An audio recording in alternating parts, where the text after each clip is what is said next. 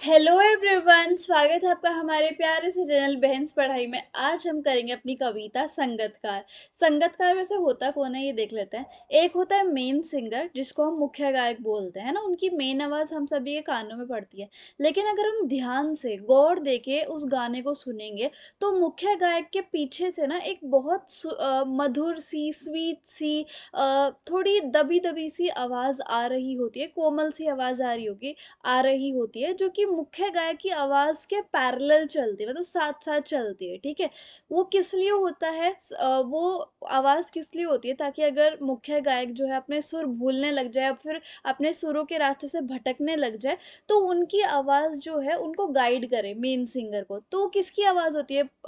मतलब main singer की जो गाना है उसके नीचे से जो मधुर सी आवाज़, कोमल सी आवाज़ आ रही होती है, वो किसकी होती है? वो होती है संगतकार की।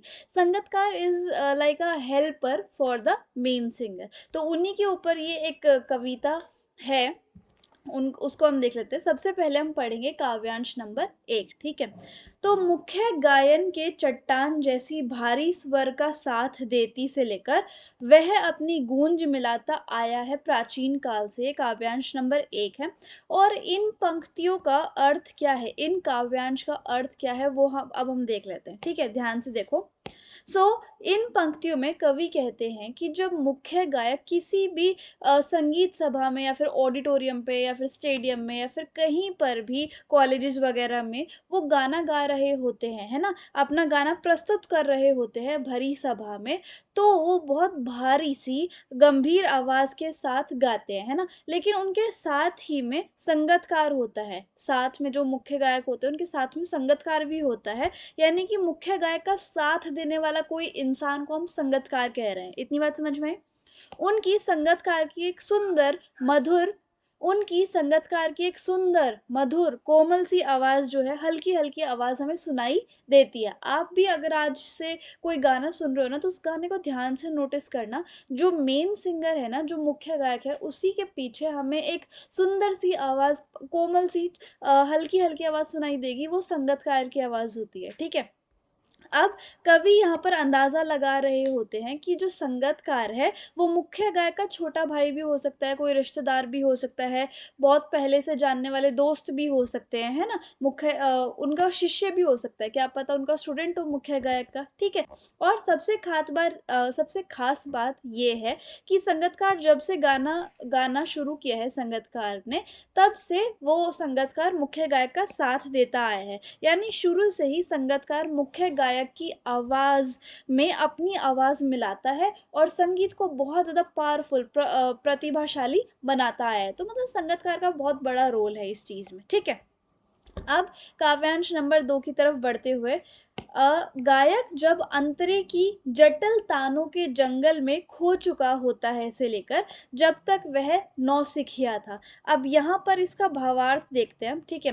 इन पंक्तियों में कवि कहते हैं कि कभी-कभी जो मुख्य गायक होता है ना हमारा, जो मेन सिंगर होता है, वो गाने में इतने खो जाते हैं गाते-गाते, ठीक है? इतने तल्लीन हो जाते हैं कि वो अपने सुरों से भटक जाते हैं, ठीक है? जहाँ पर उनको ज़्यादा सुर देना था तो वो भटक से जाते हैं कि अब वो किस सुर में, मतलब वो गहराई में गाना गाते-गाते उस गाने की गहराई में चले जाते हैं कि वो असल सुरों को भूल जाते हैं, है ना? वो भटक जाते हैं, यानी कि भूल जाते हैं। ऐसी स्थिति में, इस सिचुएशन में जो संगतकार होता है, वो हमेशा मुख्य सुरों को, जो मतलब एग्ज़ैक्ट सुर थे, वो संगतकार उन एग्ज़ैक्ट सुरों को पकड़े रखता है, ठीक है?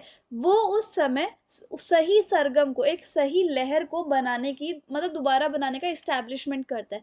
संगतकार को ये पता चल जाता है कि मुख्य गायक जो है अब अपने सुरों से भटक रहे हैं, तो संगतकार पीछे से एक गाइडिंग फ़ोर्स की तरह आते हैं, अपनी आवाज़ देते हैं और उस गाइडिंग फ़ोर्स के कारण मुख्य गायक को भी ये आ जाता है समझ में कि हाँ, मुझे इस सुर के साथ गाना है। तो वो दोबारा से बैक टू फॉर्म आ जाते हैं, ठीक है? तो मुख्य गायक की मदद इस तरीके से संगतकार कर देते हैं। जैसे मान लो, इसका एक बहुत अच्छा एग्ज़ाम्पल है, जैसे आपके स्कूल में एनुअल फंक्शन हो रहा है और आप सब बच्चे अब एक अपना डांस फ़ॉर्म प्ले कर रहे हो। कभी-कभी ऐसा होता है जिस दिन एनुअल फंक्शन होता है ना, उसी दिन हम अपना बेसिक स्टेप भूल जाते हैं, तो हम साइड वाले को देख लेते हैं कि अच्छा अब ऐसे करना था, तो आप भी बिल्कुल वैसे-वैसे करने लग जाते हो और आगे के स्टेप्स आपको अपने आप याद आ जाते हैं कि हाँ, इसके बाद ये था।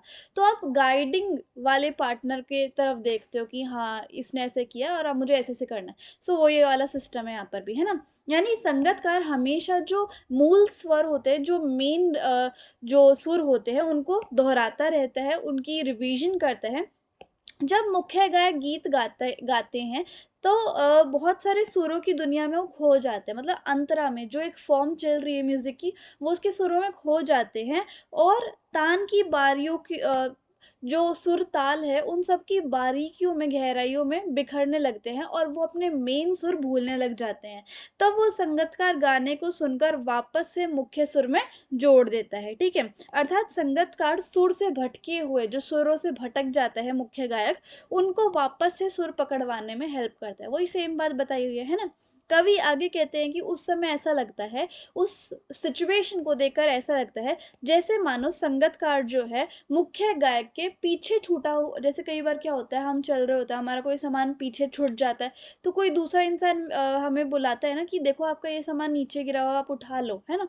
वैसे ही ये सिचुएशन होती है कि ऐसा लग रहा होता है इस सिचुएशन में कि संगतकार जो है मुख्य गायक का जैसे तो कोई सामान छूट गया है पीछे और उसको समेटने में हेल्प कर रहे हैं, है ना। और आगे बढ़ रहे हैं।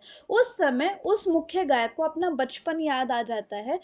जैसे ही मतलब मुख्य गायक को हेल्प करते हैं संगतकार वापस से सही ट्रैक पे आने के लिए, तो उस समय मुख्य गायक को याद आ जाता है, ठीक है। कि मुख्य गायक को अपना बचपन याद आ जाता है, अपना बचपन इन द सेंस कि हाँ मैं भी कभी ना कभी सीखता था ऐसे गानों को, मैं भी एक टाइम पे संगतकार था, इस टाइप से, है ना। वो भी कभी ना कभी नौसखिया रहे होंगे। नौसखिया मतलब जो नया नया गाने लग जाता है, नया गाना सीखता है, ठीक है। काव्यांश नंबर 3 के ऊपर आते हैं। तार सप्तक में बैठने लगता है उसका गला, फिर आगे है और यह कि फिर से गाया जा सकता है गाया जा चुका राग।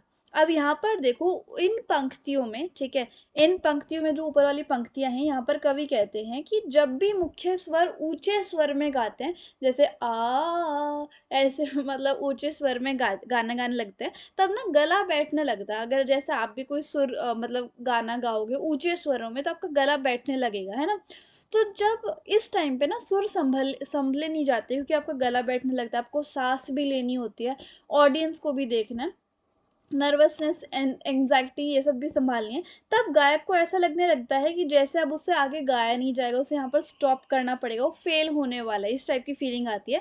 उन्हें भीतर से निराशा, सैडनेस छाने लग जाती है और उनका जो मोटिवेशन है वो खत्म होने लग जाता है। फिर उनकी आवाज़ जो है कांपने लग जाती है, जिससे उनके मन में निराशा एंड एंग्जाइटी, नर्वसनेस होने लग जाती है, ओके। जब उनका गला बैठने लगता है तो उस समय मुख्य गायक को मोटिवेट करने के लिए, उनका हौसला बढ़ाने के लिए, उनके अंदर उत्साह जोश भरने के लिए संगतकार का मधुर स्वर सुनाई देता है, ठीक है। आपने देखा होगा क्योंकि म्यूजिक में कोई ऐसी लाइन आ जाती है या फिर कोई ऐसा पैराग्राफ आ जाता है जब मुख्य गायक बिल्कुल ही गाना छोड़ देता है और पीछे से संगतकार का सुर आ जाता है, बहुत सारे लोगों का सुर आ जाता है, फिर मुख्य गायक के अंदर दोबारा से जोश भरता है और वो दोबारा से गाना स्टार्ट कर देते हैं, है ना। उस सुंदर आवाज को सुनकर मुख्य गायक दोबारा से जोश में आ जाते हैं। फिर कवि कहते हैं कवि आगे कहते हैं कि कभी कभी संगतकार मुख्य गायक को यह बताने के लिए भी उसके स्वर में अपना स्वर मिला देते हैं, है ना। कि संगतकार जो है उनको वापस से ट्रैक पे लाने के लिए अपना सुर भी मिला देते हैं और उन्हें ये विश्वास दिलाते हैं कि मुख्य गायक आप अकेले नहीं हो, हम भी आपके साथ हैं, आप अपना मनोबल मत खोइए, ठीक है।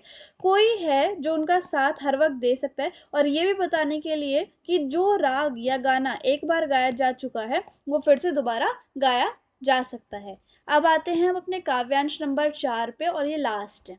और उसकी आवाज में जो एक हिचक साफ सुनाई देती है, उसकी मनुष्यता समझ जाना चाहिए तक। अब यहाँ पर क्या होता है, इन पंक्तियों में कवि कहते हैं कि जब भी संगतकार मुख्य गायक के स्वर में अपना स्वर मिला देते हैं, यानी कि उनके साथ साथ गाना गाते हैं, तो उनकी आवाज़ में, किसकी आवाज़ में? संगीतकार की आवाज़ में हिचक-सी हमें देखने को मिलती है। वो क्यों उनकी आवाज़ में हमें एक हिचक-सी देखने को मिलती है? क्योंकि वो हमेशा ये कोशिश कर रहे होते हैं कि जो आवाज़ है वो मुख्य गायक की ज़्यादा सुनाई दे और उनकी आवाज़ धीमी हो। ऐसा क्यों करते हैं? रिस्पेक्ट देने के लिए, ठीक है?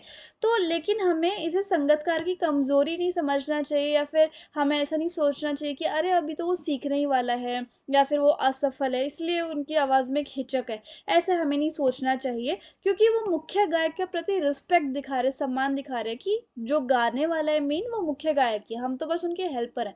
It's a kind of respect, यानी अपना स्वर ऊँचा कर वह मुख्य गायक के सम्मान को ठेस नहीं पहुँचाना चाहता, और वह उसका मानवीय गुण है। तो इस तरीके से जो पोएम है, कविता है, वो ख़त्म होती है। एंड आई होप आपको समझ में आया होगा। कोई भी डाउट हो आप मुझे इंस्टाग्राम पे फ़ॉलो करके डीएम कर सकते हो, आई विल रिप्लाई सून। और टेलीग्राम पे अगर आपको ये नोट्स चाहिए तो आप फ़ॉलो कर लेना एंड फ्री में डाउनलोड कर लेना। So if you like the video and the explanation, then please like, share, comment and subscribe the channel. Thank you so much.